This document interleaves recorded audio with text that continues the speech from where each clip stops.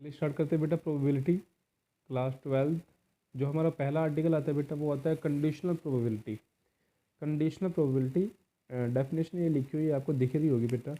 इस डेफिनेशन को मैं आपको समझाता हूँ बच्चे। क्लास 12 के अंदर में प्रोबेबिलिटी किया जो पहली डेफिनेशन जो हमारे पास आती है बेटा वो यही डेफिनेशन है, कंडीशनल प्रोबेबिलिटी। कंडीशन, कुछ कंडीशन लगी हुई है, कुछ कंडीशन लगी हुई है और किसी की प्रोबेबिलिटी निकालनी है, तो वो हो जाएगा कंडीशनल प्रोबेबिलिटी। वो कह रहा है बेटा कि आपका देखिए 3-4 जो वर्ड्स है बेटा वो मैं आपको बेसिक में सिखा चुका हूँ, फिर भी मैं आपको बता देता हूँ। रैंडम एक्सपेरिमेंट एक वर्ड ये है बेटा आपका, सैम्पल स्पेस एक वर्ड ये है। ये दो वर्ड इसमें यूज़ हो रहे हैं बेटा। इसके लिए आप मैंने बेसिक की वीडियो डाली थी प्रोबेबिलिटी की, अगर अभी तक नहीं देखी बेटा तो चैनल पर जाकर जरूर देख लीजिएगा। मैं उसका लिंक जो है नीचे डिस्क्रिप्शन बॉक्स में डाल दूंगा। रैंडम एक्सपेरिमेंट, सबसे पहले इस वर्ड के बारे में बात करते हैं बेटा, रैंडम एक्सपेरिमेंट। रैंडम एक्सपेरिमेंट क्या होता है बेटा? हम जैसे कोई एक्सपेरिमेंट करने जा रहे हैं और उसके अंदर क्या क्या हो सकता है, क्या क्या पॉसिबिलिटीज़ हो सकती हैं, अगर हमें ये पता हो तो इस तरह के एक्सपेरिमेंट को हम रैंडम एक्सपेरिमेंट बोलते हैं बेटा। मगर क्या होने वाला है ये हमें नहीं पता होता। जैसे कि बच्चे, पहले मैं इसी वर्ड को समझा रहा हूँ, अब दोबारा से बोलता हूँ बेटा। जैसे अगर मैंने कोई कॉइन लिया बेटा और उसको मैंने टॉस किया, मैंने क्या किया बेटा? कॉइन को टॉस किया, कॉइन को टॉस किया। अब क्या क्या हो सकता है, क्या क्या हो सकता है, क्या क्या हो सकता है बेटा? हेड भी हो सकता है बेटा और टेल भी हो सकता है।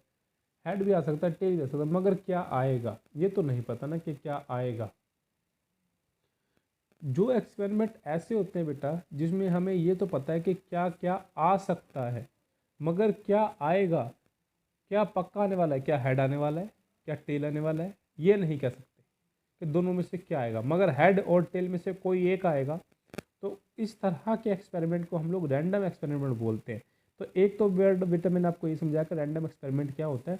और बच्चे जितने भी पॉसिबल केस, मान लो एक कॉइन को मैंने टॉस किया तो उसमें दो केस हैं बेटा, हेड और टेल। जितने भी पॉसिबल केस है बेटा, अगर मैं इसका सेट बना दूंगा तो उस सेट को नाम देंगे सैम्पल स्पेस, उसको ऐसे रिप्रेजेंट करते हैं जो वर्ड यहाँ यूज हो गया। तो इसमें बेटा जो दो वर्ड मेन यूज हो रहे थे वो दोनों वर्ड मैंने आपको समझा दिए कि रैंडम एक्सपेरिमेंट क्या होता है और सैम्पल स्पेस क्या होता है। अब हम लोग बात करेंगे कंडीशनल प्रोबेबिलिटी क्या होती है। बेटा कंडीशनल प्रोबेबिलिटी ज़्यादा कुछ नहीं है। अगर दो इवेंट है, दो इवेंट किसी एक ही सैंपल स्पेस के हैं, दो इवेंट किसी एक सैंपल स्पेस के हैं, उनमें से आपको किसी एक की प्रोबेबिलिटी निकालनी है और दूसरा आपको गिवन है। इस तरह की प्रोबेबिलिटी को बोलते हैं बेटा कंडीशनल प्रोबेबिलिटी। जैसे कि दो इवेंट, यहाँ पे देखो बेटा उसने लिखा कि if two event E and F associate with the same sample space, यानी कि आपके पास दो इवेंट है, एक इवेंट ई है, दूसरा इवेंट एफ है, और ये दोनों एक ही सैंपल स्पेस से बिलोंग करते हैं, और वो रैंडम एक्सपेरिमेंट है। यानी कि जो एक्सपेरिमेंट है बेटा वो रैंडम एक्सपेरिमेंट में से एक सैंपल स्पेस में से दो इवेंट उठाए, ई और अगर आपको ई की प्रोबेबिलिटी निकालनी है, वो कह रहा the conditional probability of event E. कब? कब? जब एफ तो पहले से ही हो चुका है। तो इस तरह का प्रोबेबिलिटी को बोलते हैं बेटा कंडीशनल प्रोबेबिलिटी। इसको दिखाते हैं बेटा किससे? P of E by F से। ये ई की प्रोबेबिलिटी है जब एफ ऑलरेडी हो चुका है। फॉर्मूला जो रहता है वो रहता है बेटा कि P of E by F is equal to ऊपर दोनों की इंटरसेक्शन और नीचे पी ऑफ एफ। जो यहाँ पे बाद में लिखा है बेटा वो यहाँ पे बाद में ही लिखा जाता है। अगर वो इसको घुमा देता है, अगर मैं इसको घुमा दूँ, यानी कि अगर मैं इसको ऐसे लिख दूँ कि पी ऑफ एफ बाय ई, तो ऊपर तो बेटा यहाँ पे सेम रहेगा दोनों केसेस में, A of E P of E intersection F, मगर इस बार पीछे ई है इसलिए नीचे भी ई आएगा। सिर्फ इतनी सी है बेटा, ये डेफिनेशन आपकी कंप्लीट होगी। इसी के बेस पे बेटा आपकी एक्सरसाइज नंबर 13.1 का हम लोग करने चले हैं बेटा क्वेश्चन नंबर 1। एक्सरसाइज है बेटा आपका 13.1 और क्वेश्चन नंबर है 1। वो कह रहा है बेटा, आप लोग अपनी बुक ओपन कर लीजिएगा और मेरे साथ साथ सोल्व कीजिएगा। कह रहा है कि given that E and F are events, E और एफ दो इवेंट है बेटा।